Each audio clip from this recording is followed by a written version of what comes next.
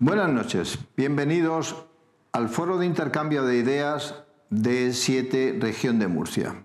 El azufre rojo era para los alquimistas la materia capaz de transformar la plata en oro. Por otra parte, un gran filósofo y místico nacido en esta tierra, que era Ibn Arabi, era llamado por sus discípulos azufre rojo, y él mismo decía que su meta en esta vida era justamente la consecución de ese azufre rojo.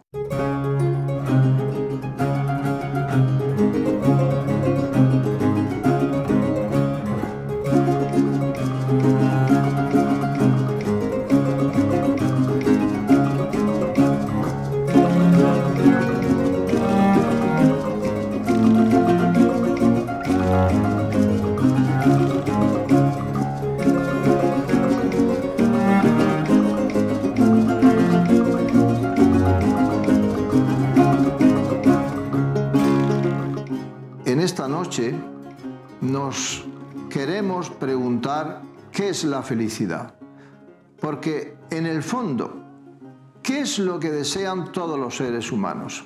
Ser felices. La felicidad es un arte difícil, es un arte al alcance de todos. Así es que, si ustedes están interesados en el tema de la felicidad, y no lo dudo porque todo el mundo quiere ser feliz, por favor, entren con nosotros al Museo de Bellas Artes, siéntense y escuchen lo que tienen que decirnos estos dos invitados que hoy hemos convocado aquí. Por cierto, mi nombre es Alfonso Carmona y esto es Azufre Rojo. ¿Qué es la felicidad? Si me preguntan si sé lo que es la felicidad, les diré que por supuesto que sí. Pero si me piden una definición, me pondrán en un aprieto. He consultado el diccionario. El diccionario dice que la felicidad es un estado de ánimo, que es el bienestar, el gozo, etc. Es felicidad lo que no es sufrimiento. A mi modo de ver, es algo demasiado simplista, probablemente falso, puesto que estoy convencido de que incluso con el sufrimiento se puede ser feliz. Dejemos a un lado el concepto de felicidad que ha inventado la novela rosa y preguntémonos si la felicidad es realmente un objetivo alcanzable. Para hablar de esto, tenemos esta noche con nosotros dos invitados que son Bernabé Tierno Jiménez y José Lorit de Mena. Buenas noches. Bernabé Tierno Jiménez es psicólogo y pedagogo y licenciado en Filosofía y Ciencias de la Educación. Sus libros publicados son, entre otros, Tu hijo, problemas y conflictos, Educar a un adolescente, El psicólogo en casa, Abiertos a la esperanza, La fuerza del amor y Psicología práctica de la vida cotidiana. José Lorit de Mena es decano de la Facultad de Filosofía de la Universidad de Murcia y docente de Antropología Filosófica y Pensamiento Clásico. Sus libros publicados son, entre otros, El joven Aristóteles, Jalones de una inquietud realista, El orden femenino, Origen de un simulacro cultural, La filosofía del hombre o el ser inacabado, Sociedades sin Estado, El pensamiento de los otros, Biología y ciudadanía, del reloj a la historia, y La muerte en el simbolismo del cuerpo, una perspectiva antropológica. Don Bernabé, ¿saben los seres humanos ser felices? En líneas generales sí, porque a veces la felicidad consiste en disfrutar de lo cotidiano sin darte cuenta siquiera que lo estás disfrutando. Pero actualmente toda la exposición que has hecho sobre felicidad, que me parece correcta, pero ahora mismo lo que nos dice en el siglo XXI la psiconeuroinmunología y la psicología positiva en general es que la felicidad depende de que la persona, es decir, cada persona se busca la felicidad a su modo y tiene que ver de una manera determinante con lo que pensamos, sentimos y hacemos. Igual que somos lo que comemos físicamente, el ejercicio que hacemos, somos lo que pensamos. Y ahora sabemos, precisamente en el último libro que has citado en Poderosamente, sabemos que las neuronas que se activan juntas se estructuran juntas y forman redes neuronales. Y si una persona está habituada a lamentarse, quejarse, pensar que este mundo es un valle de lágrimas, porque sus padres son pesimistas, etc., esta persona, desde jovencillo, desde niño a lo mejor, no ha hecho nada más que esas neuronas de la infelicidad, del lamento y de la queja, esos pensamientos negativos, le han instalado en unas actitudes negativas y es muy difícil salir de ellas, salvo que, entrenado, estoy hablando desde la ciencia, pues focalice la lente potentísima de su mente en las cosas buenas y positivas que sí tiene, a partir de lo cual será una persona feliz, consciente de que es feliz. Pero claro, esto es un trabajo. Hay quien es feliz sin darse cuenta de que lo es, de manera natural, porque es divertido, porque tiene sentido del humor, porque sabe ser un disfrutador de lo cotidiano, etc. Pero hoy sabemos, desde la ciencia, que podemos entrenar a una persona para que sea más feliz y, desde luego, las personas que nos demuestran que son felices, yo he entrevistado a casi un centenar de personas mayores de 90 años con motivo de la crisis y son personas que han pasado por infinidad de problemas y todos se quedan con los momentos más desgraciados porque dicen que es experiencia de su vida y que le han enseñado también a vivir. Don José, ¿podemos definir el concepto de felicidad? ¿Qué elementos entrarían en su definición? Bueno, yo no me atrevería a definir la felicidad porque me parece que cada vez que uno la definiera estaría dejando a mucha gente por fuera que puede ser feliz o que es feliz. Yo creo que más que una definición, que no creo que los buenos pensadores, éticos, psicólogos, etcétera, la hayan dado, yo creo que más que aproximarse a una definición, habría que empezar a ver una cosa muy importante, y es que la felicidad es una manera de vivirse a sí mismo, si me puedo expresar así. Yo puedo vivirme a mí mismo con una cierta plenitud siendo pintor, o siendo albañil, o siendo un genio aeronáutico. El problema está en que, y esto es lo que nos diferencia a los animales, nosotros tenemos futuro, los animales no tienen futuro. Digo, en el sentido en que nosotros proyectamos algo que no existe y en función de una cosa que no existe, que son mis sueños, mis expectativas, mis esperanzas, yo organizo mi vida. Entonces, ahí depende de en dónde pongo yo mi meta. Para uno será ser el mejor jugador de baloncesto de la NBA, que estoy viendo el otro día un partido, o para otro puede ser sacerdote, y para otro ser el juerguista más grande del mundo y el vividor más grande del mundo. Y la persona que está al lado puede ser muy infeliz teniendo todo el whisky, todos los aperitivos y todas las mujeres, discúlpenme la expresión, que pueda tener el otro, pero no es eso la manera que tiene de vivirse a sí mismo. Claro. Entonces es algo muy personal, muy íntimo, pero al mismo tiempo algo que se manifiesta. Y decía esto de los animales por lo siguiente. Yo creo que la manera que uno tiene de focalizar, que tú decías antes, Bernabé, focalizar un poco su futuro, sus sueños, sus expectativas, un planning que se dice ahora, creo que es la manera que uno tiene de empezar a organizar concretamente su vida. Son pequeños proyectos, pequeñitas escaleras que uno va recorriendo con tropiezos, caídas. Nunca se llega, siempre uno se va acercando. Pero eso implica algo que me parece muy importante y que hoy a lo mejor no se comenta mucho, que es darle un sentido a la vida. Parezco un cura, pero es que no lo soy. Tú sabes que Tagore, precisamente, definía la felicidad, decía Rabindranath Tagore, que la felicidad está, en esta vida consiste en tener algo que hacer, tener a alguien a quien amar, y luego en tener algo que esperar. Entonces, claro, si no tienes un porqué para vivir, bueno, la frase de quien no tiene un porqué para vivir no puede soportar cualquier cómo que llegue a la vida, ¿no? Entonces, claro, yo estoy de acuerdo contigo por completo. Fíjate que yo la definición mía, que yo doy de felicidad por tener, aunque estoy de acuerdo contigo que es muy difícil definirla, pero al final, después de mucho pensar, me doy cuenta que, creo que cuando estábamos comiendo lo he comentado, para mí la felicidad es ese traje que cada cual se confecciona a sí mismo, según él, según su formación, y que nadie puede hacerte por ti mismo, porque tú te lo haces a tu medida.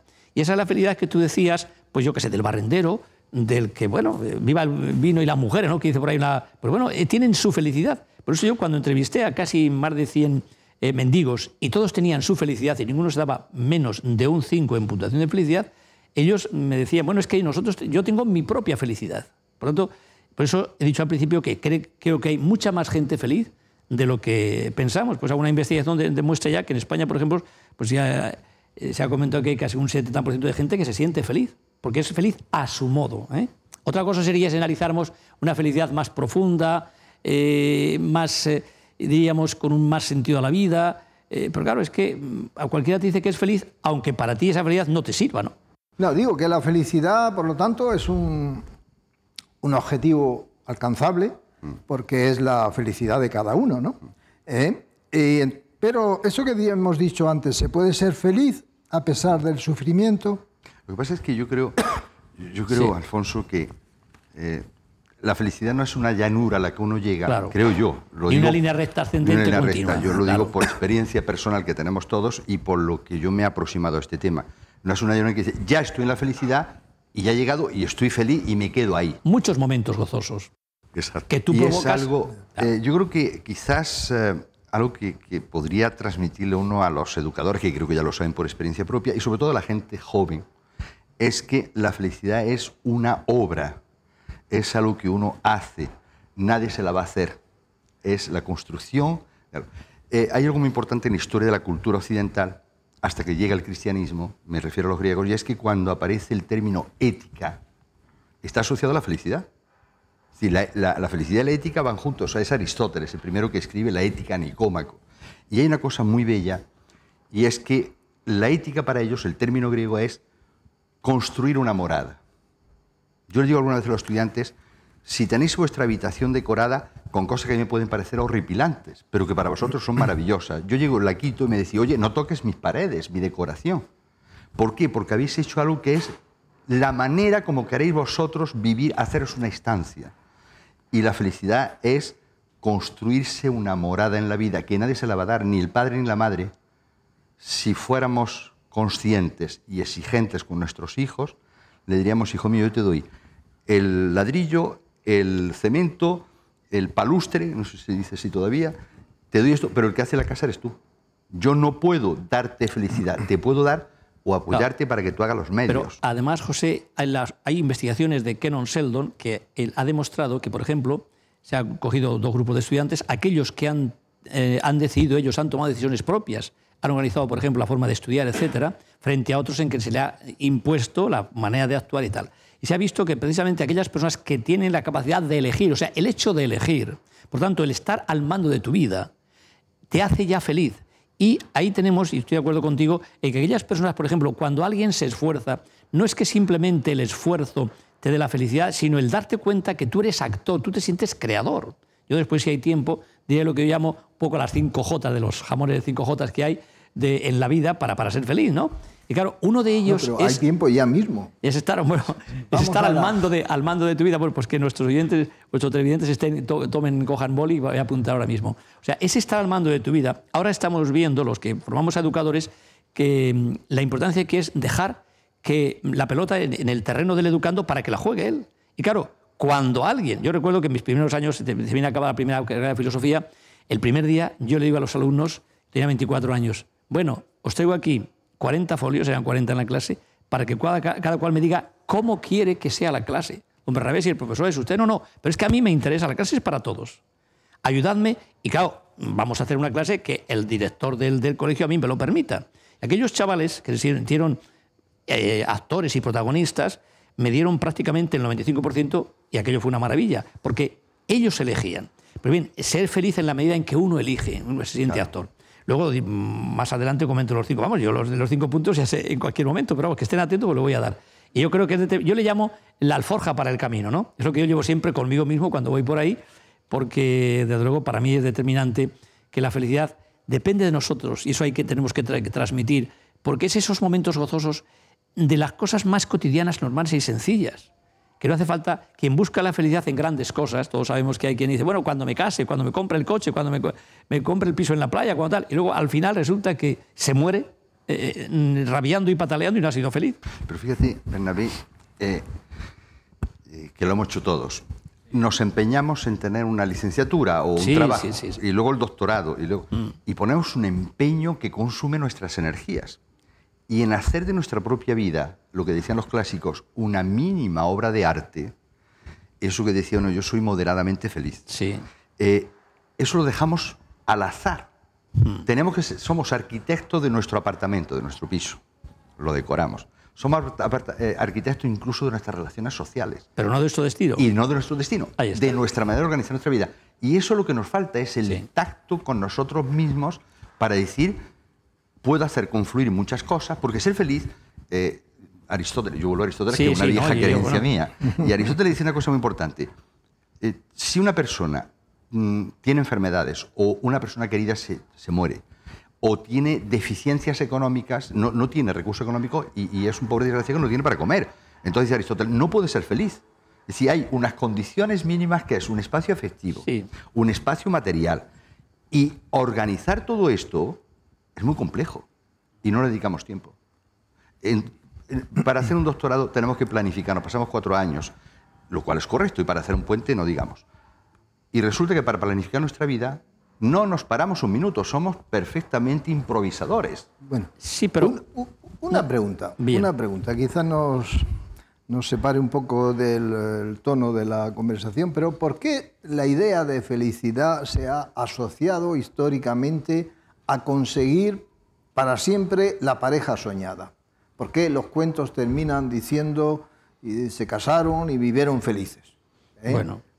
¿Por qué palabra felicidad y conseguir pareja se asocia? Es la tercera punta J de esa que yo pongo en el tercer lugar. Porque somos lo que vivimos, lo que disfrutamos, luego ya lo explicaré, y somos lo que amamos. O eres amor o pierdes la vida. Pero amar y ser amado, y vale más, si hay que decir, no, pues aunque ames y después haya un desamor, pero es que quien no ha probado nunca el amor, no ha probado nada de la vida. O sea, es que es determinante amar, y no pasa nada cuando llega el desamor, hay que tener suficiente salud psíquica y mental para, oye, saber que hay mucho lugar en la cima del amor, ¿no? Yo digo esto porque como psicólogo lleva en mi consulta a mucha gente con problemas de desamor y piensan que es que hay quien lleva, pues, perdona, tú eres José, eres Pepe, pero estoy recordando una paciente después de 25 años, es que yo, mi Pepe, todavía aquí me dejó por mi mejor amiga, pero deja en paz a tu Pepe. No ha habido, le decía a la hermana, pues ha tenido muchos pretendientes, pero estaba con su Pepe. Claro, esa persona, el problema que tenía era el problema psicológico. Claro. Hay un aspecto que a mí me llama la atención, y es que yo creo que corremos el riesgo, cuando tú planteas la pregunta, de como borrar la historia. Y cuando uno mira la historia se da cuenta de que el problema de la fidelidad contigo, para siempre pan y cebolla, eso no ha sido siempre así. Es decir, asociar a la exclusividad del amor conyugal la felicidad de la persona, eso no ha sido siempre así. Perdona, y es ponérselo muy difícil a la felicidad también. Exacto. Porque hay que vivir el momento presente. Yo tengo el ahora, tengo el hoy, y soy feliz contigo en este momento. Entonces, no le pidamos a la felicidad demasiadas cosas. Claro. La felicidad tiene que ser cotidiana, sencilla y normal. Y estoy contigo ahora mismo feliz y voy a disfrutarlo. El problema es que, oye, me vas a querer siempre, me vas a tal. Entonces, esa necesidad que tiene el ser humano como de asegurarse, de tener, si la mayor seguridad a que podemos aspirar, y esto es muy importante, es saber convivir de manera normal y natural con la natural inseguridad de que todos dependemos. Es decir, porque todos quieren estar seguros, pero la mayor seguridad es convivir con esa inseguridad, porque somos humanos y todos nos vamos a morir y nos pueden faltar cantidad de cosas. Uniendo con esto, voy a introducir otro aspecto que me parece muy importante, y es que nosotros somos responsables con nuestro trabajo, con nuestros amigos, con nuestras 1000 cosas. Y nos olvidamos muchas veces que somos responsables con nosotros mismos. Tenemos un material privilegiado que es intentar organizar nuestra vida, que nunca somos totalmente satisfactorios, pero tenemos una responsabilidad. Es decir, para resumirlo en una frase quizás un poco fuerte, tenemos el deber de ser felices. Y tenemos la responsabilidad de hacernos felices a nosotros mismos. Obviamente, con los demás. Pero es que es un deber. La gente habla muchas veces de derecho a la felicidad. Hablamos demasiado de derechos y no de la cosa más importante, y es que el derecho esperas quizás que te lo den. El deber es algo que tú construyes. Es una obligación. Una obligación. Claro. Tú tienes la obligación de ser feliz. Ahora, tienes una obligación de una manera responsable, que es qué posibilidades tienes, dónde sitúas tu punto de mira y cómo están los demás a tu lado.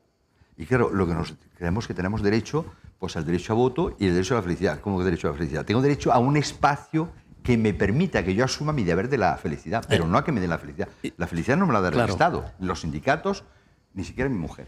A mí me ha ocurrido... no me la va a dar. Esto creo que es importante. En algunas consultas llega alguien y me dice, mira, don Bernabé, es que mi mujer o mi marido o mis hijos o tal no me hacen feliz. Entonces yo me quedo un poco en silencio y, fijaos, pero en todos los casos digo, perdona, antes dime, ¿cómo te haces tú feliz? ¿Cómo consigues tú la felicidad? Entonces me miran extrañados y un poquito enfadado, como diciendo, bueno, ¿por qué me pregunta esto? Y al final, lo que tú decías, porque es que es una obligación, digo, es que tú tienes que hacerte feliz. Y sean cuales sean las condiciones y las circunstancias, tenemos que procurarnos esa felicidad. Porque, repito, es que es la primera obligación. Si realmente no te haces feliz, ¿para qué estás en esta vida? Y hay que disfrutar de todas las cosas. Ya. Entonces llegamos a la conclusión de que la felicidad es posible. Sí. Y que además la felicidad se puede y se debe alcanzar uno solo. La debe alcanzar uno solo. Hombre, ayuda pero mucho con los demás. Ayuda mucho con los demás. Es la obra de uno, pero con los demás. Esta era la pregunta. Claro. Yo nada soy sin tú. Yo quería que no me olvide, porque recuerdo, no sé en qué diario fue, y esto lo digo en honor y alabanza a Saramago, al escritor de Saramago, alguien, no sé si fue a Milibia o tal, en una entrevista que le hizo, cuando decía que pensaba sobre la felicidad, y él decía, solamente pueden ser felices los seres insensibles, estúpidos y millonarios. Y yo dije, hombre, entonces yo soy un ser insensible, estúpido y millonario, pues yo me considero feliz. ¿Qué pasa? Pues claro, de la felicidad opina muchísima gente. Me imagino que el gran Saramago querría decir que pretender una felicidad como una línea continua y siempre es una estupidez. Entonces sí estoy de acuerdo. Ahora, me imagino que iría más en la línea de pensar esta gente que son cantamañanas, que salieran con todo y piensan que eso es felicidad. Pero esa felicidad posible, que es la felicidad que uno puede confeccionarse con las cosas normales y corrientes y sencillas, es que si no, esta vida ya no tendría sentido. Y por eso tenemos que llegar a la conclusión, yo creo, de que la felicidad está al alcance de cualquiera que sencillamente se dedique a algo tan importante y maravilloso como es vivir, en la medida en que puedas. El problema es cuando tú estás envidiando al otro porque piensas que es más feliz porque tiene una casa más grande, un coche un Mercedes o el coche que sea, y porque además piensas que el ganar más dinero o ser más famoso ya es más feliz. Y no es así, no tiene que ver absolutamente nada. La felicidad tú te la tienes que confeccionar con lo que tienes, y esa es tu felicidad, porque es personal y a tu medida. Ya. Pero yo estoy viendo una diferencia en esta conversación entre felicidad y bienestar. La palabra bienestar no ha aparecido todavía en esta conversación, pero sin embargo me la ha hecho recordar, por ejemplo, la frase de Aristóteles sobre que uno debe tener cubiertas ciertas necesidades mínimas para ser feliz.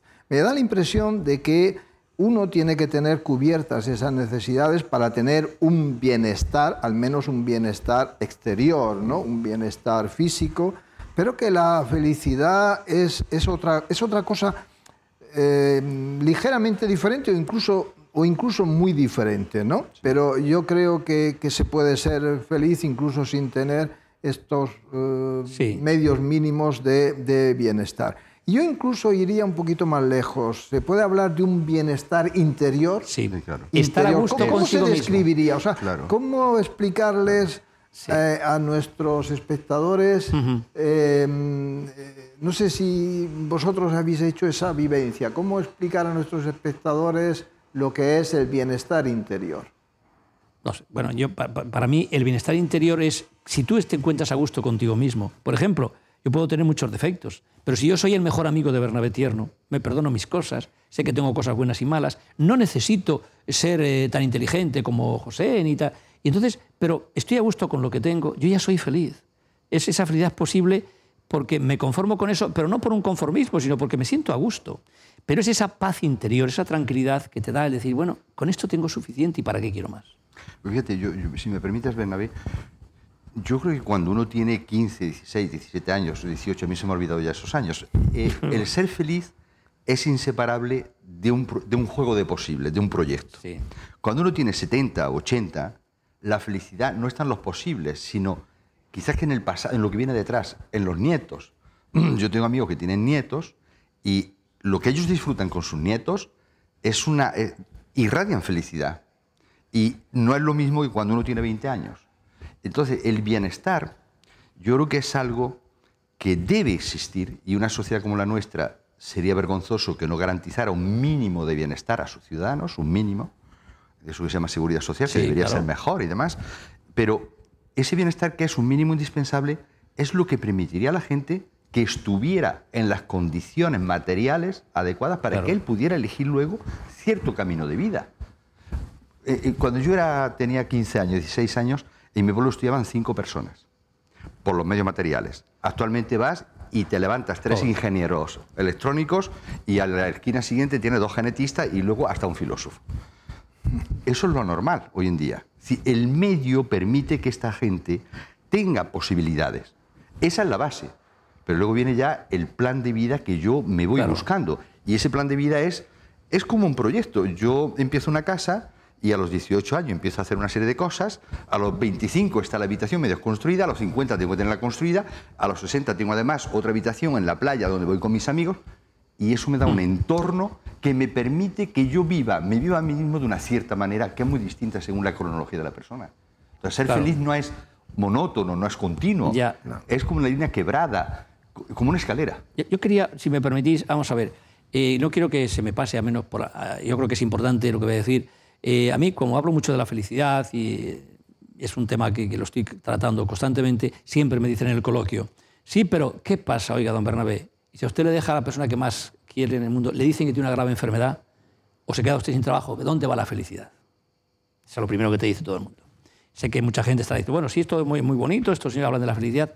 Claro, la alegría que tiene esta mujer es terrible, pero claro, yo le dije, tienes que ser feliz a pesar de esto, ya veremos qué pasa. Pero hay que aceptar, o sea, cuando aceptamos esa realidad negativa, el ser humano puede trascender de tal manera los problemas que se puede ser, en ese sentido, tan grande interiormente, que en cuanto tú aceptas ese problema, esa cosa grave, yo precisamente en la página web, en www.cluboptimistavital.com, está el caso de Mari Carmen, que es una mujer que hace 3 años, cuando yo saqué el libro Optimismo Vital, estaba en Telecinco, lo estaban presentando en La Mirada Crítica, esta mujer llamó después y me dijo, es que me ha encantado lo que ha dicho, pero a mí me quedan 5 meses de vida, tengo 17 operaciones, llevo 7 bypass, tengo cáncer, y esta mujer vive todavía, vive ahora mismo. Y claro, ¿qué ha pasado? Yo le dije, ¿qué puedo hacer por ti? Le dije, mira, en lugar de vivir muriendo, vive viviendo. Y le hablé de estos 5 puntos. O sea, tú tienes que levantarte de cada día y decir, hoy es la maravilla más grande, hoy es una nueva vida para mí. Y eso se puede hacer. Es decir, aunque las cosas estén muy, muy difíciles, podemos llevar a la gente esta actitud positiva que es determinante. Lo que pasa es una vez que yo me imagino, deseo o no deseo a nadie que pase por esto, pero yo me imagino que una persona que está en esta coyuntura límite, sí, el levantarse por la mañana y decir soy feliz y yo, tiene que ser un desgaste tal, un esfuerzo tal, que puede que entre ese bajón humano que es comprensible. Yo te explico. Esa persona le dije, ya sabes que te vas a morir como voy a morir yo. Le dijo, entre el tiempo que pase, que tú llegue tu último día, yo me viajo mucho en avión, a lo mejor el avión se va a tomar viento y Bernabé Tierno fuera. ¿Qué puedes hacer ahora mismo? Claro, yo trabajé psicológicamente a esta persona, profesionalmente, le dije, vamos a ver, tienes 2 opciones. Una, seguir como estabas antes en el lamento. Vas a bajar tus defensas al límite, si me está escuchando algún médico sabe que esto es totalmente cierto. Y esta mujer, me llamaron, Vicky, la oncóloga, me dijo, es que en mes y medio ha bajado el colesterol. Simplemente de ponérsela a las cintas, un CD que llevaba mío grabado, ha reprogramado su mente de manera tan positiva que esta mujer de 340 está en 220 de colesterol. Es decir, notamos que tiene otra vida en ella, viene con ganas, con ilusión. Incluso en el salón de su casa daba ella miniconferencias a las amigas con problemas, porque se sentía muy motivada. Es decir, se puede llegar a eso. Yo quiero dar esperanza en ese sentido. Y ahora esta mujer ha aprendido a convivir con ese problema, pero ella dice que se siente pues moderadamente feliz. Y claro, en lugar de tener su mente constantemente de manera negativa, ahora se dedica a disfrutar lo que sí tiene, que es ese día a día. Me vais a permitir hacer una pequeña cambiada y preguntaros por el aburrimiento. ¿Es el aburrimiento lo contrario de la felicidad? Para mí sí. ¿Qué es el aburrimiento? Hombre, yo diría que, bueno, perdón, que... No, bueno, a ver, por favor. Vamos a ver, hay un aburrimiento sano, que es cuando yo estoy cansado de escribir o de lo que sea, le digo a mi mujer, Loli, esta tarde la tomamos libre, ¿te parece? Y no hacemos absolutamente nada. ¿Qué quieres? Pues, me apetece estar aquí tumbarrados, viendo la televisión, haciendo lo que queramos. Vale, ese aburrimiento sano que uno se busca porque te apetece. Ahora, el otro aburrimiento nefasto y negativo es el de que no tiene proyecto, no sabe qué hacer y se aburre de sí mismo, está cansado de sí mismo. Ese es un problema. Que me perdonen los jubilados. Cuando uno se jubila, que la jubilación viene de júbilo, pero no tiene proyecto de vida, las mujeres saben que eso es un muermo, porque no sabe qué hacer con ese hombre que ahora está... al principio lo coge con mucha ilusión, pero después crea problemas por todas partes. Ese aburrimiento es nefasto. Y hay que tener siempre un porqué para vivir una ilusión. Yo estoy de acuerdo totalmente. Mira, yo creo que por distinciones que ha hecho ya ilustres autores, el aburrimiento puede que sea útil, porque es el momento en que uno baja de la tensión de la actividad y dice, bueno, ¿y qué hago? Que es lo que hacemos alguna vez en vacaciones. Madre mía, qué mañana más larga. Uf, es el aburrimiento. Pero otra cosa es que yo lo veo en algunos jóvenes, aunque yo no tengo ninguna experiencia clínica ni nada, pero lo veo en algunos jóvenes y algunas veces incluso en personas que no son tan jóvenes y que tienen ya responsabilidades sociales, que es el hastío. Que hay gente que le da igual todo. Aburrido de sí mismo. Les aburre vivir. Sí. Aburrido de sí mismos. Eso es. Y eso yo creo que sea muy grave. Es decir, en una sociedad que tiene tantos recursos, incluso los pobres de aquí no son los pobres de China ni de India. Es una sociedad, dentro de las injusticias que hay en nuestra sociedad, pero una sociedad que tiene tantos recursos, en que una persona de 18 o 20 años que debería ser un hervidero de impaciencia, de inquietudes, de estudios, de ir a la casa, de ilusión del otro sexo, de acumular experiencias, que debe ser una olla a presión todo el tiempo, porque es lo propio de la biología, de la psicología de esta época. Que haya personas que estén hastiadas, que no llenan los espacios vitales con nada y se arrastran. Ese es el aburrimiento, pero el hastío vital... Pero José, ¿tú crees que hoy día hay referentes suficientes? No, Están viendo la televisión. Yo voy a sacar un tema que a lo mejor, Dios me perdone, a lo mejor tú no te gusta lo que voy a decir. Yo he dicho comiendo que estoy prácticamente seguro de que este país, si no cambia, es muy probable que una señora, voy a decir el nombre, que se casó con un torero y que está en la televisión en todas partes, y que por lo visto el otro día en un programa le dieron 60.000 euros por estar allí hablando de su hija o de la mujer de su ex, pues esta persona dentro de 10 años siga hablando de la hija, vaya con la hija y siga ganando 60.000 euros. O sea, esto que ocurre, esa vaciedad y esa estupidez a que estamos llegando, porque este programa nuestro que trata de temas que a la gente le va a dar por hablar sobre la felicidad, podríamos hablar de cualquier otro tema, del amor, del sexo, etc. Pero claro, cuando gente que no sabe nada, que no sabe ni hablar, que no tiene cultura ninguna, y que están las amas de casa y quien sea, con todo mi respeto, las que estén allí, escuchando y que le tienen allí, porque realmente estos programas, que va a todos los programas, y es la figura del momento. Pues es muy probable que este país nuestro, pues dentro de 20 años o de 10 años, esta señora siga en la misma línea. A mí eso me preocupa, porque significaría que estamos pues bastante lejos de... Mira, yo creo que... yo hablar de la coherencia y de la salud psíquica, ¿eh? Exacto. Yo voy a hablar de mi país, porque no voy a hacer referencia a otros países porque los conozco menos y obviamente me interesan menos. Y voy a decir una palabra muy fuerte. Somos un país que hemos olvidado de ser heroicos. Ya. Me explico. Heroicos en el sentido de modelos que arrastren a la juventud. Porque claro, cuando esta señora que tú hablas de televisión, que yo la respeto mucho, pero que no la considero un modelo para la sociedad. Yo no voy a decir su nombre. No la considero. Pero así hay muchos. Un crío que es capaz de emocionarse con un jugador de la NBA o de un corredor de bicicletas y demás, me parece muy bien, tiene una ilusión. Pero ¿cuántos modelos aparecen en la televisión y demás de grandes científicos, grandes investigadores? No aparecen. Entonces tenemos, y voy a echar leña al fuego, tenemos dos niveles. Uno que es la mediocridad ambulante, que se está vendiendo mucho en las televisiones y que desafortunadamente ganará mucho dinero, pero no es heroica. Heroica en el sentido de simbólica para la juventud. Y por otro lado, unas barreras muy grandes asociadas frecuentemente a una tradición cultural cristiana, etcétera, etcétera, muy moralizante, en que te dicen, no, tú tienes que caminar por aquí y no hay otra salida. Entonces, entre la dejadez total y la rigidez moral, pues el joven llega al hastío. Claro, no hay. Hastío. Y claro, eso es muy preocupante.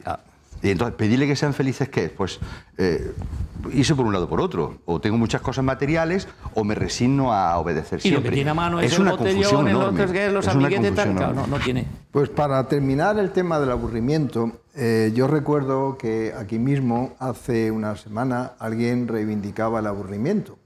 Y lo hacía en una conversación sobre los casinos y nos decía que, bueno, esa imagen que tenemos de los jubilados que van a los casinos y se aburren, pues esta persona nos decía que le parecía bien no solo que se aburrieran, sino que incluso fueran a aburrirse, que tuvieran un sitio donde aburrirse, porque tomaba el aburrimiento como una ya despreocupación de otras cosas. Es que eso no es aburrimiento. Y es una cosa quizás diferente.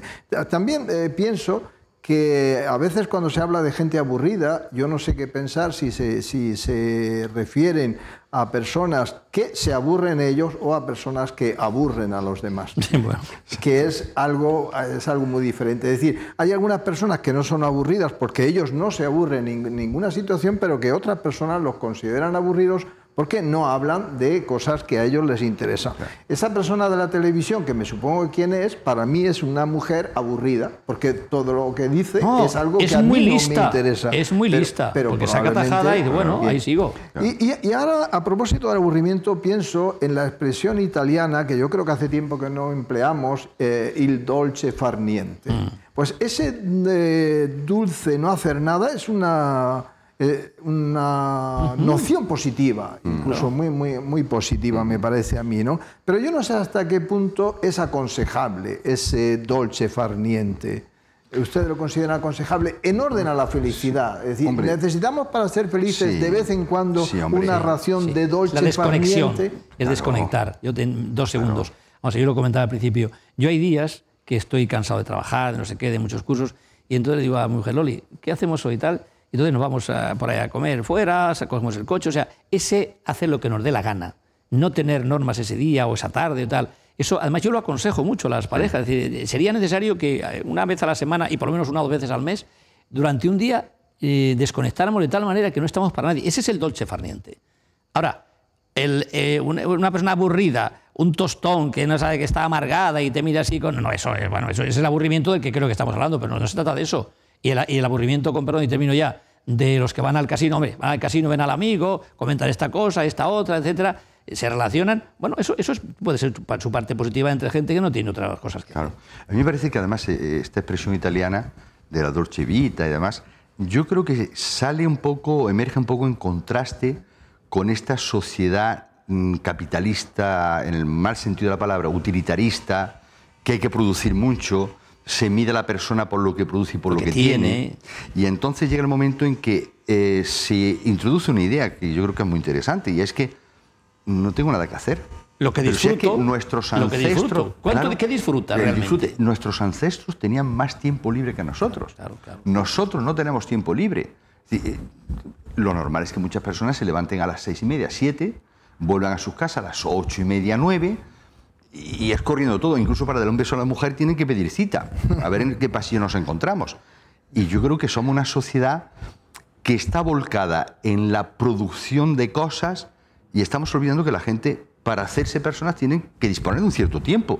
En las vacaciones, por ejemplo, ¿qué es lo que hacemos? El dolce far niente, que es, pues oye, menos cosas, lo que pasa es que está muy concentrado. Y luego vuelve uno y menudo tropezón. Bueno, yo quería deciros que entre esos 5 J, que voy a decir ya rápidamente, los 3 primeros, es esto. O sea, eres lo que vives. Y digo, por tanto, vive, idiota, vive, estás viviendo. O es alguien que está muriendo en vida. Vive, punto. Eres lo que disfrutas, disfrutar de todo. Y eres lo que amas. Ya tenéis ahí 3 cosas fundamentales. Luego después el cuarto sería, somos el bien que hacemos, la estela que dejamos, ese ser para los demás, que es también ser para ti mismo. Y luego somos lo que creamos, ser creadores de bondad, de felicidad, pues un investigador, lo que sea, un profesor. Y entonces, en esas 5 Jotas estaría prácticamente, a mi modo de ver, lo básico para ser feliz, con una base fundamental, como cuando coges un pastel y tiene una base, esa base que tiene ahí como de, no sé de qué material esto, pero es una especie de panecillo, que es el sentido del humor y el buen humor.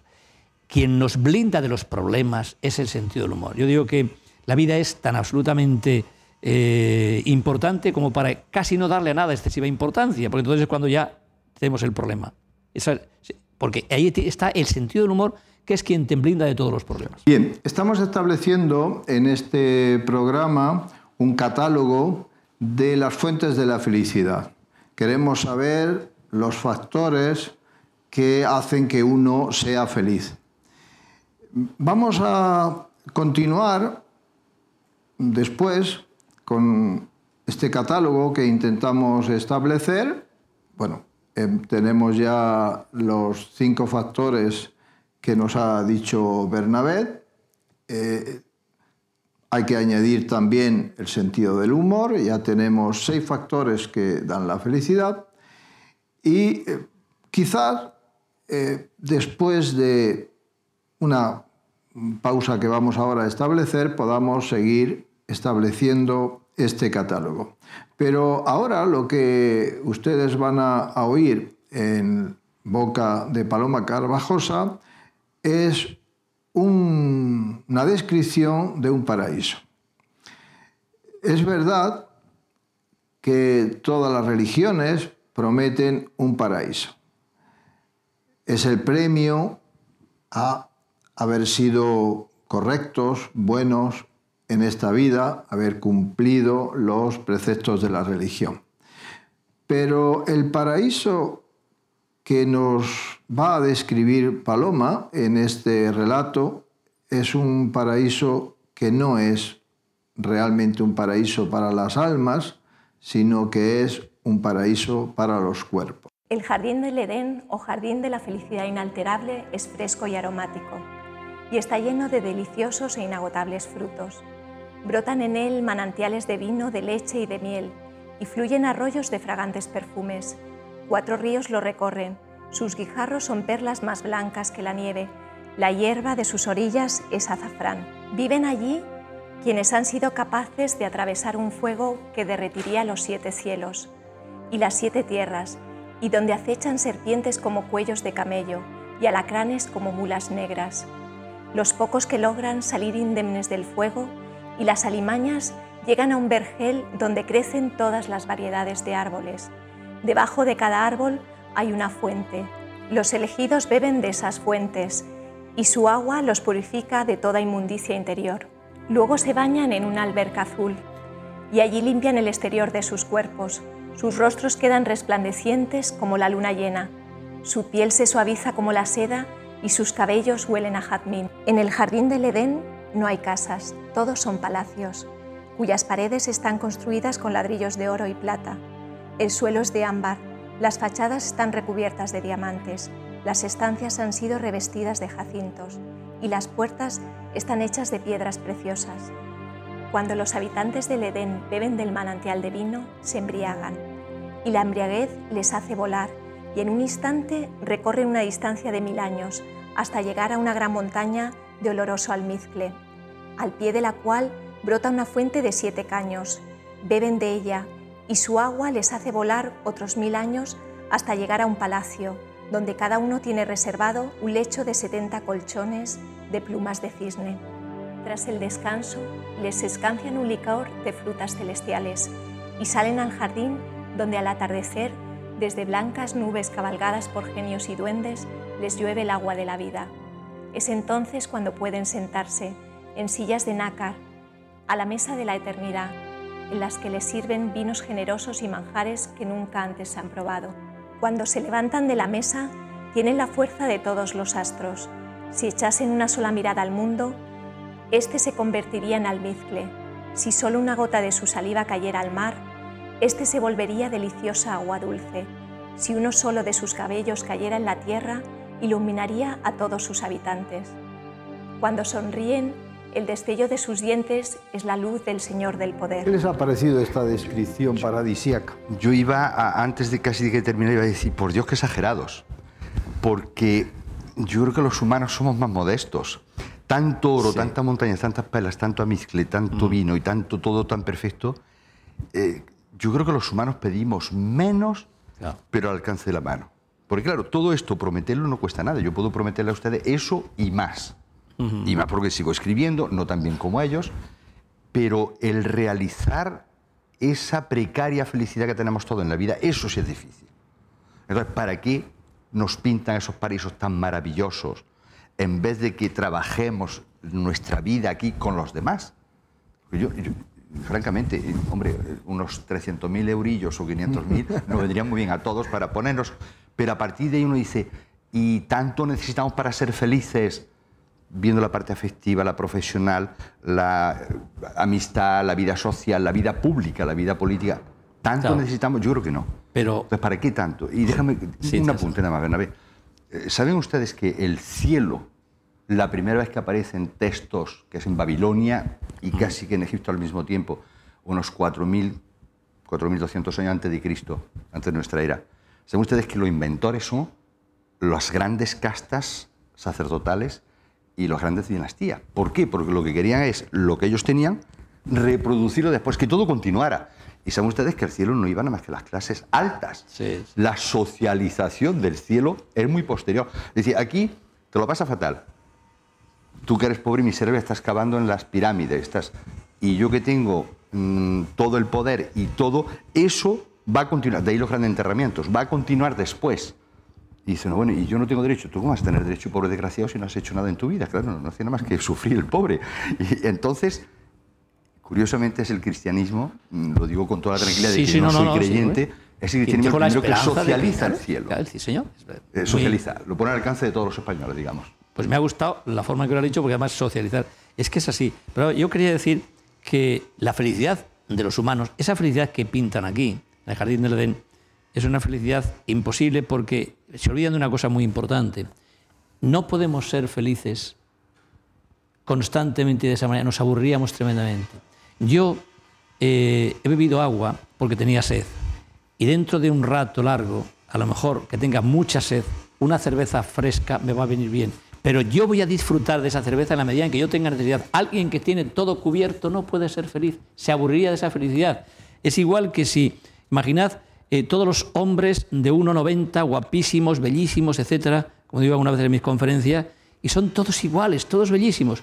Llega, con perdón, ya muerto, el Fari, feo y pequeñito pero gracioso, y se liga a todas las mujeres del mundo, porque es el distinto. Sí. O sea que ese es el tema de la felicidad. Claro, lo ha pintado ahí alguien que dice, bueno, pinto esa cosa ideal de maravilla, el suelo de mármol o de nácar y no sé qué otras cosas, pero eso no es la felicidad. No tienen ni idea de que la felicidad es tener carencias, llenar esas carencias, y cómo se disfruta cuando no tenías tiempo para nada y te dices, bueno, es que tengo hoy para mí por completo. Los domingos. Eso es una felicidad total. Claro. O sea, que la felicidad tiene que ver con las carencias que llenamos. Y además es un texto que a mí me ha llamado la atención.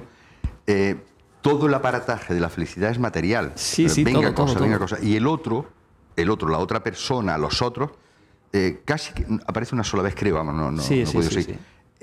Y yo creo que la felicidad, el que no necesita del otro, decían los grandes clásicos, o es una bestia, un monstruo, o es un dios. Se ha visto poco el compartir, ¿verdad? Poco el otro, el compartir. Y yo creo que la felicidad tiene una característica fundamental, no sé si puedes añadirlo la felicidad tiene una característica fundamental, que es compartir. Bien. Tiene que ser compartido. Bueno, como autor de ese texto, tengo que explicar... Oye, qué bien escribes y qué imaginación, ¿eh? Tengo que explicar que es un texto que está basado en las descripciones que hacen del paraíso las tres religiones monoteístas.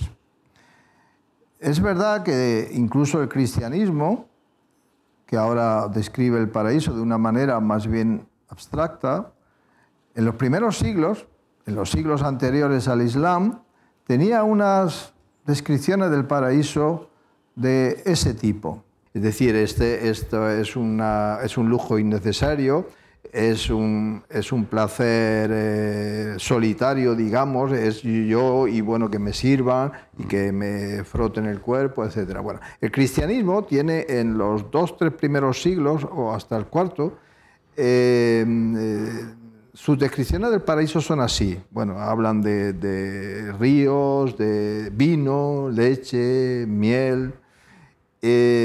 Y a partir del siglo IV más o menos, si no me falla la memoria, entonces las descripciones del paraíso cristiano son más abstractas. Es una felicidad inconcreta, no se sabe muy bien, las almas tienen una felicidad, una beatitud, como la palabra latina es esta, ¿no? Una beatitudo, que supongo que cada creyente la va a entender a su manera, cuál va a ser esa felicidad, pero que es la ausencia total de sufrimiento, de maldad, etc. Pero quien toma el relevo de esas descripciones cristianas, una vez que ya entre los cristianos no se hacen, es el Islam, claro. Quien toma ese relevo. Lo que sucede es que el Islam hace descripciones muy bellas, dentro de que para la mentalidad actual esas descripciones hacen que tengamos las reacciones que vosotros habéis tenido, que eso es lo que... Pero es que tú de Islam sabes mucho y has puesto mucho de la imaginación que tienen los árabes, amigo mío. Primero que era árabe al principio, cuando empezó el relato, digo, esto es árabe claro. o musulmán. Pero hay una cosa importante, y es que la felicidad y la descripción de lo que nos espera después, para los que son creyentes, va evolucionando con el tiempo. Claro. Entonces, ahora, porque nosotros tenemos ya un cierto nivel material satisfecho, nos parece excesivo, pero para aquel que no tiene nada, lo que sueña es conseguir esto, el famoso paraíso que se le promete a los que se sacrifican por Alá, por ejemplo. Pero es lógico, porque el ser humano está deseando lo que no tiene, es lo que busca. Claro. Y su mente, hablando de poderosamente, la mente se está creando esos paraísos. Sí. Lo que yo pienso es que si quienes han inventado esta imagen del paraíso, en lugar de vivir en Oriente Medio, porque las tres religiones vienen de Oriente Medio, en lugar de vivir en esos sitios áridos muchas veces, otras veces no tanto, pero siempre calurosos, si hubieran vivido en el Polo Norte, efectivamente el jardín del Edén no sería fresco, sería cálido. Claro. No es la sombra, no es la frescura, no es el agua lo que un esquimal... digo yo no sé cómo será el paraíso de los esquimales, pero supongo que en un esquimal pensará... Por lo menos de los británicos sabemos cuál es cuando se vienen a Mallorca. Claro, pero... Sí, entonces, ¿os acordáis que yo definía la felicidad como hecha como el traje a tu medida y según tus carencias? Claro, entonces la felicidad la hace el ser humano, se la busca en aquella medida en que tiene unas determinadas carencias que quiere llenar. Entonces, ¿qué hacen? Y termino con esto. En que la mayoría de los pueblos, yo hice un estudio hace unos años, no mucho tiempo, y la gente se hace verdaderas mansiones. Todo lo que ganan en los pueblos hacen verdaderas mansiones. Son no me acuerdo cómo se llama en la televisión esa, el Falcon Crest, ¿no? Pero si son 3 de familia y vales hasta una millonada, es como queriendo dejar, aparte de impresionar al vecino, pero es queriendo dejar a la imagen no sé, de ese cielo, de ese paraíso, y todas las construcciones suntuosas que hay en todas las religiones pasa lo mismo. Entonces, ¿por qué? Porque el ser humano piensa en sus carencias que ese tener más le va a dar más felicidad, pero realmente no es así. Efectivamente. Bueno, tener más no da más felicidad. Estábamos estableciendo un catálogo de cosas que sí dan la felicidad, las 5 Jotas que ya teníamos, el sentido del humor, que a mí me ha parecido un factor indudable. Quien no tiene sentido del humor, yo creo que difícilmente se le puede calificar de persona feliz. ¿Y qué otros factores contribuyen a la felicidad? Bueno, de los que tú has dicho, yo quería introducirlo, o por lo menos desarrollarlo, que lo tocáramos un poco más, es el otro. Yo insisto mucho en el otro. No sé... Sí, estoy de acuerdo contigo, es que el yo se desarrolla a través del tú.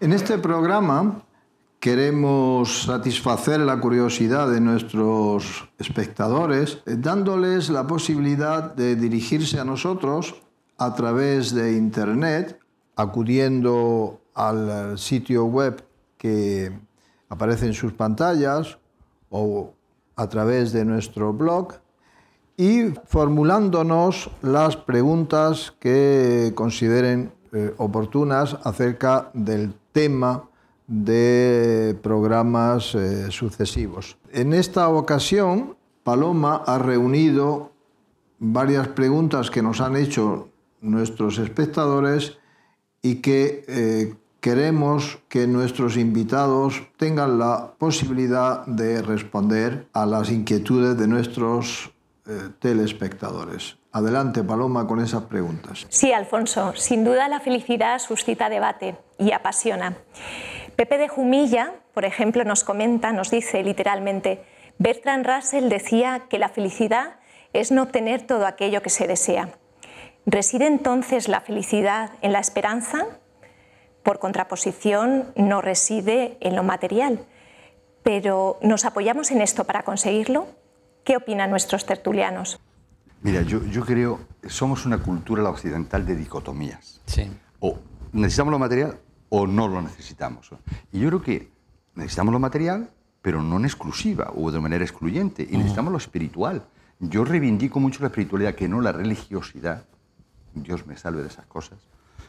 Pero sí la espiritualidad. Pero también una cierta materialidad. Yo no quisiera verme en la miseria, pero no se la deseo a nadie además. Claro. Pero quiero también tener una libertad espiritual para la música, la literatura, los amigos. Entonces, yo creo que hay que aspirar decentemente, si es posible, a bienes materiales, que le permita a uno una cierta libertad económica, una cierta holganza o holgura. Pero también para que eso se disfrute de cosas espirituales. Espiritual en el sentido más amplio de la palabra. La amistad, el arte, los viajes, enriquecerse culturalmente, disfrutar. Yo creo que no podemos poner antinomias, porque esos somos los occidentales que tenemos pensamiento bipolar. Sí, estoy de acuerdo. Estoy de acuerdo, pero yo diría además, por ejemplo, vamos a ver, es que hay conceptos, si miráis en cualquier diccionario de citas, yo lo utilizo muchísimo, mirad la palabra eficacia o eficiencia. No hay una sola cita. Y si miráis sobre riqueza, por ejemplo, o ricos, veréis que sobre la riqueza se habla fatal. Pues miren ustedes, estamos en el momento que estamos ahora en España, bendito aquel que crea riqueza. Yo conozco personas, trabajadores, que han hipotecado su piso, que ahora tienen una empresa con 20 o 30 trabajadores y son un bien social extraordinario. Y no todos los ricos son malos. O sea, lo que tú dices, dicotomías. Pues mire usted, y hay gente que es pobre, pero es que además se lo ha ganado a pulso porque es que son muy gandules. Pues es que tal, o sea, y que me perdonen, que yo soy de familia humilde, pero es que, claro, mi padre era un trabajador y decía, hijo mío, en la vida hay que currárselo todo y hay que sudar la camiseta. Era una frase de mi padre, que no era de él, era, ya sabemos, de cualquiera que la utilice. Entonces, por ejemplo, ¿por qué? Y un hijo de pobre dice, ¿por qué hay que ir en contra de benditos creadores de riqueza? Nos vienen perfectamente ahora para que haya puestos de trabajo, etcétera. No podemos ser, por eso que estoy contigo, de que la felicidad son muchas cosas. La felicidad, yo soy muy feliz, por ejemplo, simplemente tumbado en la hierba y disfrutar de esos gritos maravillosos del silencio, que no oyes nada. Y soy feliz pues con la persona que amo, y soy feliz a lo mejor simplemente leyendo. Yo esa felicidad que es de cada uno, pero son muchas cosas, pero claro, necesito tener para... O sea, yo no puedo admirar un cuadro o yo qué sé, o la Quinta Sinfonía de Beethoven si tengo mucha hambre o mucho frío. Evidentemente, estoy de acuerdo, que hace falta tener lo suficiente, los mínimos hay que cubrirlo. ¿Me permites un añadido a esto? Por supuesto. Yo estoy leyendo ahora Mishima, Sí. me ha dado por esa locura, por influencia de los malos amigos que me dicen, tienes que leerlo, tienes que leerlo. Yo había oído hablar de él, pero no había leído. Entonces llevo varios meses dedicado a dos cosas suyas y claro, eso me ha despertado un interés cierto por el Japón y demás. Sí. Entonces, he leído recientemente cosas en que dicen que los japoneses, que es la segunda economía de las más saneadas, aunque tengan catástrofes, pero no llega a ser excesiva la catástrofe para ellos, un país riquísimo, disciplinado, etcétera, etcétera, y que es un país que no se considera feliz. Y tú dices, pero si tienen los recursos materiales. Pero claro, esos recursos materiales están al servicio de producir más recursos materiales. Llegan a dormir casi como ataúdes, terminan su trabajo, se meten en una especie de ataúdes un poco más cómodos y más grandes, duermen allí y al día siguiente al trabajo y hasta el fin de semana nos van a sus casas. Claro, ¿para qué quiere esa gente ganar, no sé si 10.000 o 15.000 euros, los que sea, si no tienen tiempo humano ni mentalidad? Ni decisión sobre decisión sus vidas, que es la clave. Exacto. Nada decide. Por eso la democracia es determinante para la felicidad. Hay investigaciones, la de Martin Seligman, por ejemplo, últimamente, el psicólogo americano, que demuestra que en la medida en que uno tiene capacidad de tomar decisiones propias, porque saber que tú eres alguien que tiene que ver con tu propia vida, que por lo menos, o sea, nosotros que podemos votar democráticamente, pues sabes que tú te estás confeccionando tu vida, pero que todo te lo manden y te lo ordenen y que tú no tengas arte ni parte. Entonces, en este caso, pues ellos, como tú dices, se meten allí prácticamente como una cárcel. Sí, tendrán para vivir, tendrán seguridad, pero no son ellos mismos. ¿Tenemos algún comentario más? Contamos con la opinión también de Laura de la Paca, en Lorca. Esta pregunta va dirigida, yo creo, a don José Lorite. ¿Ha cambiado antropológicamente el concepto de la felicidad a lo largo de la historia? ¿Cambia en función del plan de vida? ¿Se aprende a ser feliz? La felicidad es un conjunto de representaciones y esas han ido cambiando. Entonces, aprender no se aprende diciendo yo sé lo que dijeron los griegos, luego ya sé la lección. Es que no vale la lección. Yo con este sistema de representaciones tengo que educarme, formarme para practicarme a mí mismo en este sistema de representaciones. Y tengo que optar. Entonces, no son lecciones aprendidas. Yo creo que la ventaja que tienen estas dimensiones tan profundas es que son terriblemente prácticas. Yo no puedo aprender, ¿cómo se dice eso? Uno aprende por experiencia propia, ¿no? Sí. Yo no puedo aprender a ser feliz por la experiencia de otro. No. Tengo que ser yo el que construya mi habitación vital. Claro, sí. Y no hay vuelta de hoja. Entonces aprendemos, sí, pero igual que el amor. El amor ha cambiado continuamente la representación del amor, del acto amoroso, de la sexualidad de la mujer y del hombre, bueno, ha cambiado muchísimo y cambiará afortunadamente. Pero no porque yo lea eso, tengo la garantía de que voy a ser más sexy. Yo tengo que fabricarme eso. Claro, por eso yo te acuerdas que definía la felicidad, es algo de confección propia, es que es a tu medida. Y si no, ya no es tu... Porque además es que es tu felicidad. A mí eso me lo enseñaron ese centenar de mendigos, porque bueno, voy a entrevistar a mendigos y, en fin, daba un dinerillo, etcétera, y por todas partes donde he ido preguntando, pero qué curioso, ninguno se daba un suspenso de felicidad. Y he tenido personas con mucha pasta, con mucho dinero, y hasta famosas que habían venido pues, a menos, que se consideraban desgraciadas. Qué curioso. O sea, a mí eso me ha hecho muchísimo pensar, porque ellos sí, con muy poco, o sea, un mendigo con muy poco, me decían muchos, yo tengo para hoy y para mi perro, con eso es suficiente y no busco más. Es curioso, ¿eh? Adelante con la siguiente pregunta, Paloma. Juan de Mazarrón nos dice que para él la felicidad está en la simplicidad y nos pregunta, ¿es posible que la felicidad resida en la ignorancia? Es curioso, no ha salido hasta ahora en el debate. Al final él manifiesta algo así como no se conoce, no se quiere, como no tengo conciencia de, no deseo aquello. Me conformo entonces con lo que tengo. ¿Es así? Tiene que pasarme cosas. Es decir, yo no puedo ser feliz siendo un simple espectador de mi propia vida. Tengo que ser actor. No somos acelgas. Exactamente. No, exactamente. Somos seres vivos, tenemos... un compromiso. Esa lucha, la felicidad está en todo eso. Entonces, somos seres dinámicos, activos, la vida es una rampa muy pronunciada, pero que aunque a veces nos caigamos, tengamos que subir hacia arriba, pero también eso nos hace felices. Claro. Entonces yo, ya digo, me ha enseñado muchísimo lo de las personas mayores, porque todos se quedan, qué curioso. Hay gente que me dice, mira, Bernabé, he estado a punto de morir 3 veces, me he separado no sé cuántas veces, he enterrado nietos, he enterrado hijos, pero, no, es que me quedo con todo, porque todo me ha servido. Y esa es una de las claves de la felicidad humana. Ahora, cuando intentemos poner una felicidad más o menos meliflua o sin problemas, sin tal, si es que la vida no, la vida te va a dar problemas. Si al final vas a tener un problema de una enfermedad o de una carencia importante, y hay que estar preparado para eso. Es que si no, no sería esa felicidad humana de que estamos hablando. Claro. Voy a dar un ejemplo paralelo. Nosotros nos formamos como ingenieros, químicos, informáticos, enfermeros, lo que sea. Y pasamos años. Y podemos ser muy buenos profesionales. Pero para aspectos formales que son determinantes en nuestra vida, por ejemplo, darnos forma a nosotros mismos como cónyuge, como amante, como padre. No tenemos una deformación, improvisamos todo el tiempo.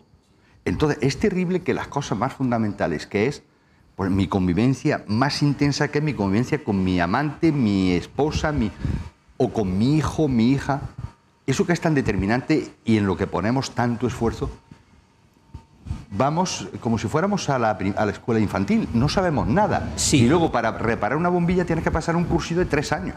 Sí, pero es que la experiencia acumulada que tú tienes, o sea, todo lo que hemos ido acumulando en ese momento, en ese parpadeo tuyo ahora mismo, que son más de 100.000 conexiones neuronales en un segundo, como sabes. Ya seguir haciéndolo, ¿sabes? Sí, sí.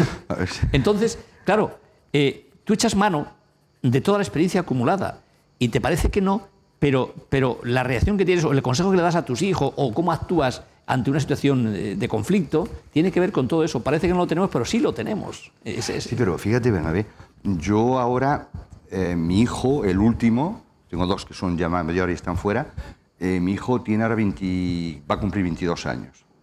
Si yo hubiera tratado mi paternidad hubiera sido con la misma perspectiva que tengo ahora, yo no habría obrado de la misma manera, lo cual no quiere decir que renuncie. Pero yo empecé sin ninguna experiencia, como creo que empezamos todos. Y me hubiera gustado tener, por lo menos, alguna asesoría jurídica o vital. Sí, pero y ahora dice un hombre, caramba, fíjate, yo podía haberlo hecho. Una experiencia básica que tenemos todos, y parece que no, pero sí tenemos experiencia suficiente. Nuestros padres, yo en la comida os he hablado de mi familia, mi padre tenía lo mínimo, lo esencial. Pero a mí me sirvió muchísimo sus cosas, porque en la educación que nos dieron a nosotros, pues era muy elemental, pero era muy básica. Sabéis que uno tenía que ser respetuoso, tenías que hacer el bien, tenías que ser responsable y sabías que no había otra alternativa. Y aquello pues no era mucho, pero era suficiente y era muy firme y era muy continuado. Y eso a mí me parece que aunque no tuvieran nuestros padres tanto, pero tenían lo esencial y lo aplicaban a tope. A mí el tenor de esta pregunta que hace Juan de Mazarrón me hace pensar en la afirmación de Saramago que acabas antes de mencionar, es decir, el imbécil, en este caso sería el ignorante, puede ser feliz. El cantamañana, que la vida es... No, el que no sabe... bueno, es la otra, sí, el que no sabe qué tal... Hombre, yo creo que no iba en ese sentido, más en eres irresponsable, que da igual 8 que 80, ¿no? Porque, hombre, es decir, un ser, vamos a creer con todo mi respeto, a las que trato muchas personas, o sea, una persona, un niño con un cociente intelectual de 70, que no se entera casi de lo que hay en la vida, etcétera, y que jiji, jaja, se ríe, hombre, esa felicidad, no estamos hablando de ese... yo lo digo con todo mi cariño hacia ellos, pero estamos hablando de otra felicidad. O sea, o alguien que está en la vida, que no se entera porque tiene unas grandes deficiencias intelectuales, que son buena gente y tal, y están allí porque tienen que estar en el mundo. No, o sea, no hablamos de eso. O alguien que se haga el tonto en la vida. Sí, hay otras personas que yo creo que son inteligentes, las cuales necesitan muy poco para vivir, y hay otras personas dotadas por la naturaleza para disfrutar con todo. Totalmente de acuerdo. Eso además lo ve uno en la gente joven, que poco a poco entre ellos van poniendo dinteles de exigencias. Sí. Y unos se exigen más a sí mismos a nivel de amistades, de sentido de la justicia entre ellos. Y van decantándose y ya uno puede percibir, sobre todo los estudiantes universitarios, dice, esta persona tiene tales exigencias. Pero se va creando un espacio. Fijaos, yo tengo, es medio minuto, me vino hace 10 o 12 años una señora que era calcada a Rafael Aparicio, gordetina, simpática, agradable, dice don Bernabé, vengo a decirle a usted que mi marido y mis hijos dicen que yo soy idiota porque soy feliz con todo. Le ha tocado la lotería a mi vecina, al vecino que tiene un camión, se ha comprado 3 camiones, un Mercedes, ella se ha comprado un abrigo de visón, como es pequeñaja como yo, me deja el abrigo de visón, se han comprado 5 jamones, me han regalado uno y mi marido me dice, tú eres idiota, o sea, ¿tú te alegras de que le ha tocado a tu vecina la lotería? Tú eres idiota. Y dice, ya últimamente, vivo en Móstoles, me asomo a la ventana, una nevada tremenda sobre Madrid, y yo digo, qué maravilla, Dios mío, qué preciosidad. Y dice mi hijo, papá, mira a tu mujer, que dice, qué preciosidad, todo el mundo preocupado en Madrid por la nieve, y ella, y claro, me alegro con todo. Y me dice, es que soy idiota. Dije, mire, señora, yo a usted, ¿viene para que le cobre digo, no, le voy a pagar yo a usted la consulta. Yo, con todo mi trabajo y mis estudios, no le llevo a usted al tobillo, porque usted es feliz de manera natural. No era tonta, era una persona que se conformaba con las cosas. Así hay personas de estas beatíficas que no hacen problema de nada y no son idiotas, pero están dotadas así de manera natural. Yo me he encontrado con pocas, pero estas son una maravilla. A lo mejor se refería a eso, a este tipo. Seguramente sería eso. Vamos a imaginar que Juan de Mazarrón se refería a eso y ahora queremos saber qué es lo que nos cuenta Marta de Cartagena. Marta de Cartagena nos cuenta un poco de su vida, nos dice que es una señora con 3 hijos y una nieta. Eso significa que no se aburre. Hablábamos de que la felicidad en algunos casos se expresa como estado de posible aburrimiento, de no tener nada que hacer. Su pregunta es, ¿la felicidad es un flashback? Utiliza esta palabra. ¿Se puede vivir entonces de los recuerdos? De nuevo, yo creo que a partir de un cierto momento en la vida hay personas como los padres, los abuelos y demás. Bueno, nosotros ya somos padres y abuelos. Ya, yo también soy abuelo, sí. Que uno de los ingredientes de la felicidad es el recuerdo y recuperar cosas. Yo veo fotos de mis hijos cuando eran miserablemente pequeñines y yo digo, me lo pasaba muy bien. Era la sensación que tengo. Luego se lo digo a mi hijo y dice, venga, si me ponías una gorra, no sé qué. Entonces, yo creo que hay una parte, pero la vida tiene una potencia y una energía que es la obligación interior de seguir adelante. Claro. Aunque uno llegue a los 120 años. Porque esa es creatividad, eso forma parte. El día que uno, el corazón o el cerebro, pues vamos, para la vida. Pero el día que uno deja de tener cierta ilusión, cierta esperanza, cierta necesidad de leer un libro, de oír algo, una novela, oír... ese día, pues interiormente también uno... Claro. Acaba. Entonces, yo creo que los dos aspectos. Sí, vamos a ver. Lo que nos dice la psicología científica de ultimísima hora, del siglo XXI, nos dice, vamos a ver, del pasado, o sea, el pasado negativo, la persona más sana psicológicamente lo deja, porque es pasado y punto, no puedes cambiarlo, es irreversible. Hombre, sí, como tú has dicho, coges lo mejor del pasado. A mí me encanta ver las fotos cuando yo cuidaba a mi hijo Jesús, por ejemplo, mi hija Marisa, y cuando veo a mis nietos, le veo reflejados a él y da ternura, y eso es bonito, eso está bien. Pero tenemos que fundamentalmente vivir el presente. La felicidad es el hoy, aquí y ahora, ¿no? Y luego, de cara al futuro, sin agobios, no tener esa especie de estrés anticipatorio que tiene mucha gente, sobre todo poniéndose en lo peor, Entonces, claro, fastidias el presente si traes el pasado negativo al presente. Y sigues fastidiando el presente si encima te pones en lo peor de cara al futuro. Y esas son las personas que tenemos que tratar los psicólogos, y muy difícil, ¿eh? Ahora, la felicidad está en dedicarte a vivir el presente. Trae a tu presente lo mejor del pasado y, hombre, ponte lo mejor de cara al futuro, porque ya vives anticipadamente. Además, sabemos que hay una especie de imantación positiva para crear felicidad de cara al futuro. Las personas más optimistas, si los optimistas, yo soy un optimista vital, por eso he creado la página web cluboptimistavital.com, pues sabemos que, perdonadme mi chulería, aunque humilde chulería, vamos a vivir como 8 o 10 años más, según dice la ciencia. ¿Por qué? Porque, hombre, el sistema inmunológico más alto. Procuramos disfrutar de todas las cosas y vivimos en el presente, nos importa el presente básicamente. Y el futuro cuando llegue, si hay que pasarlo, pues mal lo pasamos, pero... Y eso es determinante en la vida. Sí, oí a una persona que decía que intentaba hacer cosas interesantes para luego, cuando fuera muy mayor, tener recuerdos agradables con los que ir sobrellevando la vejez. Cuando lo oí, la verdad es que no me pareció una buena motivación, pero ahora hombre, con lo de pensarlo, yo creo que... ¿Qué tarde me lo fiáis? No, hombre, yo, el tiempo que he sido feliz, y creo que he sido casi siempre, por lo menos moderadamente feliz, yo no pensaba en que iba a tenerlo de cara al futuro, porque, hombre, lo que veo ahora es que yo, de mi pasado negativo, que te digo, no me da la gana cogerlo porque no quiero, entonces busco lo bueno y ya está. O sea, ¿por qué vamos a volver al pasado? Es como las personas que constantemente se crean problemas a sí mismas y a los demás. No lo entiendo. O sea, ¿por qué vas a dejar mal recuerdo de ti? No lo entiendo, pero claro, que uno coja el pasado negativo para fastidiar el presente, fatal. Y que, o sea, que seas previsto. Oye, voy a hacer cosas buenas para luego tener algo bueno de qué acordarme. No sé. No, estoy de acuerdo contigo. Estoy de acuerdo contigo. Es que no lo sé.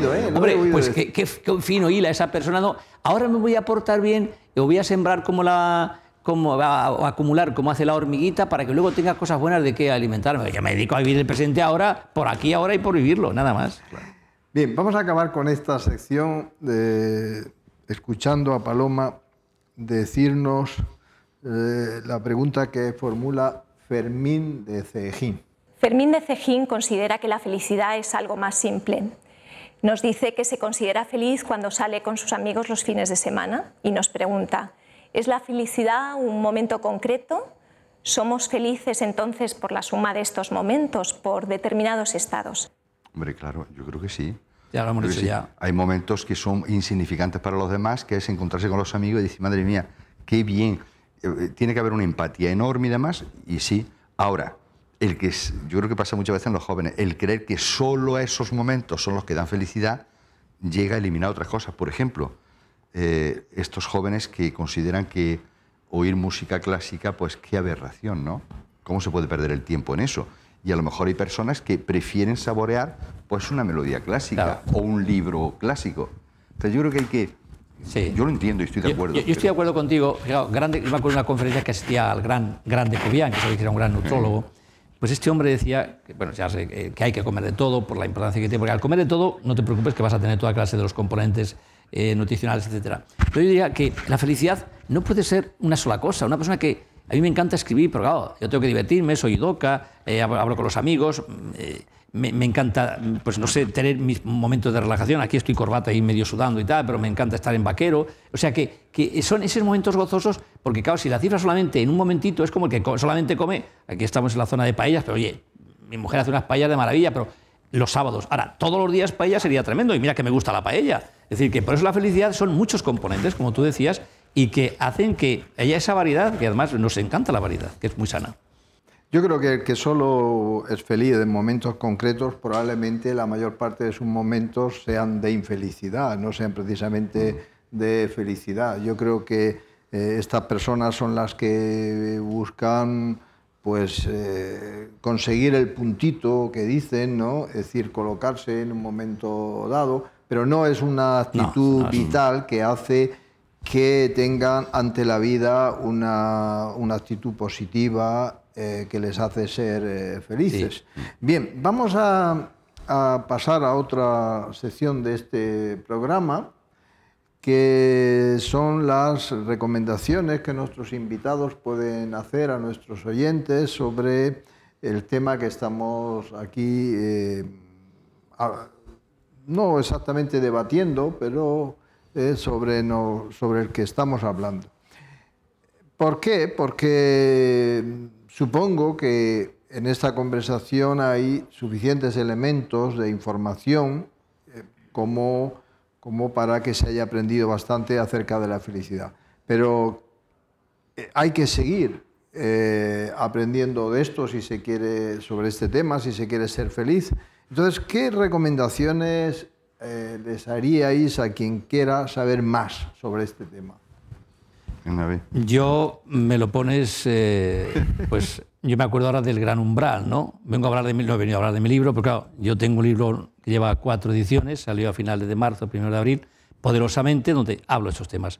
La felicidad, o sea, ya digo aquí, pero en la página, en el comienzo digo, cuando cambias tu mente, cambia tu vida. O sea, realmente la felicidad es de confección propia.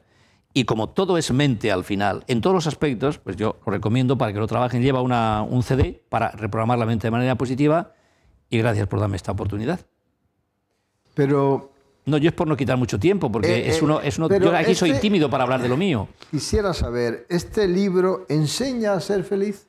Este libro enseña más que eso. Vamos a ver, el objetivo que tengo, y quiero decir que pocos libros habrá que yo conozco ahora mismo en español.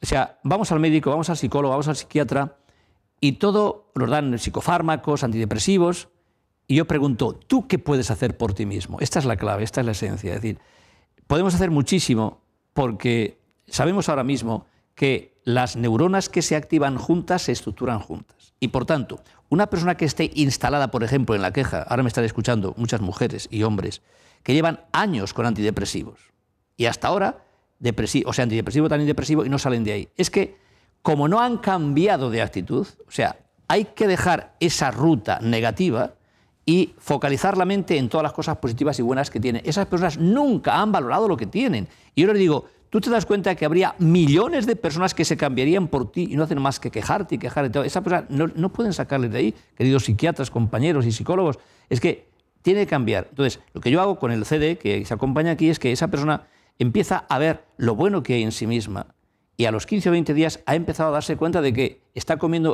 yendo por un camino negativo, que es el de la queja y el lamento, que no hace nada más que bajarle las defensas e instalarle ya prácticamente de por vida. Por eso hay gente que está constantemente, como decía, es que murió mi Pepe y ya no tengo vida. Pues esta señora no ha salido de ahí y se muere así y eso es lo grave. Entonces este libro le enseña a buscar el camino para ser ella misma, esa persona quien consiga activar lo mejor de sí misma y cambiar de chip, como cuando el tren cambia de raíles, cambia de vía y se cambia a un mundo mejor.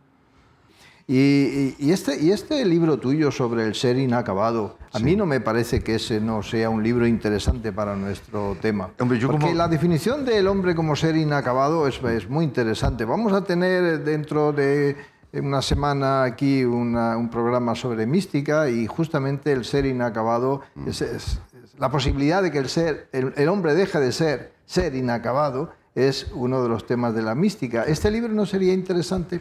Hombre, ojalá. Lo que pasa es que yo creo que es un poquitín especializado, porque es una reflexión sobre las distintas teorías antropológicas, la representación del hombre en los últimos 3, 4 siglos, cuando realmente hay unos cambios enormes, a partir del Renacimiento. Entonces, lo recomiendo vivamente para que lo lea la gente, pero no me atrevo a recomendarlo como lectura para este tipo de programas porque no es tan divulgativo. Y eso es mi pequeña reserva como autor. Ahora, que es un libro buenísimo, por supuesto. Bueno, nosotros tenemos todo tipo de oyentes, o sea, habrá quienes se atrevan sin duda con un libro escrito por don José Lorite Mena, aunque sea un libro científico, pero de ciencia filosófica. Bien. Yo quería comentar que el año pasado saqué Los pilares de la felicidad, pero claro, he hablado de este porque el otro, pues que se calle, porque el otro ya ha salido, por eso no... Pero que existe. Pero Los pilares de la felicidad es un libro que está escrito pensando en los pilares de la sabiduría que escribió pues nada menos que Lawrence de Arabia. No, son mis pilares, son mis pilares de la felicidad. La coincidencia en el título es le he puesto los pilares porque la palabra pilares no se va a poder utilizar también, o sea que no tiene otra... De acuerdo. Bien, es hora de acabar nuestra conversación. Mi mayor agradecimiento a nuestros 2 invitados por sus informaciones, sus opiniones, en definitiva, por sus enseñanzas. Mi agradecimiento también al personal del Museo de Bellas Artes de Murcia, el MUBAM, por su generosidad con este programa, con Azufre Rojo. Tengo que agradecer también al magnífico equipo que hace conmigo este programa, a nuestros patrocinadores y, por supuesto, a ustedes, los espectadores, que son la verdadera razón de Azufre Rojo. Les animamos a enviar sus sugerencias, sus preguntas al programa a través de nuestro blog o de nuestra página web que aparece ahora mismo en sus pantallas. Nos gustaría que opinasen sobre el tema elegido o sobre cualquier otro aspecto de Azufre Rojo, un programa de 7 Región de Murcia. Ya saben, usen nuestro blog. Hasta la semana que viene.